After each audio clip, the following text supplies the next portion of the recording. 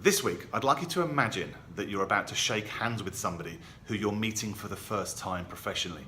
They extend their hand, you extend yours, and you begin to shake. But then something happens that really unnerves you, because something like that happened to me yesterday, and I'm really interested in your view on it.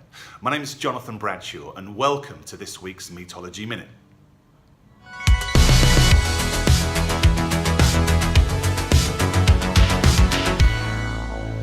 Yes, good morning from Darling Harbour here in sunny Sydney, Australia, where I'm having a few meetings this week about the expansion of our meatology training product. And it's yesterday's meeting, one I had at 10 o'clock yesterday morning in a hotel just a couple of blocks from here in central Sydney, that inspired the subject of today's Meatology Minute. And as I mentioned in the introduction, it's the handshake. Let me tell you what happened. I met this man, I won't name him, at 10 o'clock. I'd never met him before in a hotel, as I said. Saw him, I spotted him, I knew what he looked like, we recognised each other, and we walked up to each other and extended our right hands respectively. We then shook hands, no problem there.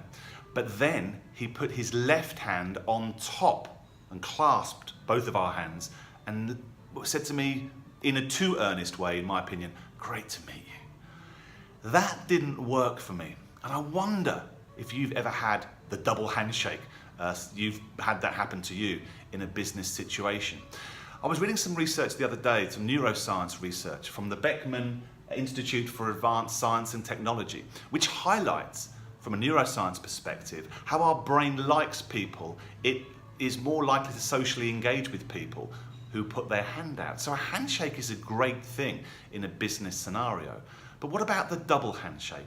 Well, there's no science I can find specifically that's been done sort of research-wise on the double handshake. There's lots of people's views on it if you look online.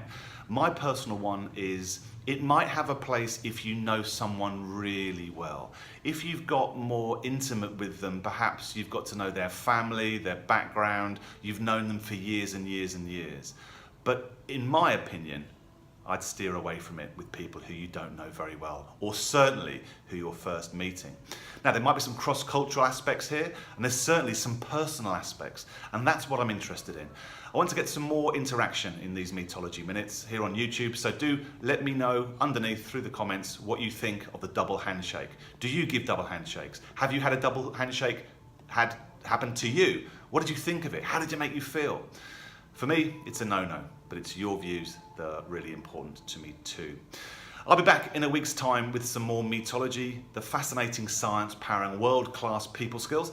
I won't, unfortunately, be in such a sunny, beautiful city. Anyway, I look forward to seeing you in 7 days. Until then, have a great week. Take care. Bye-bye.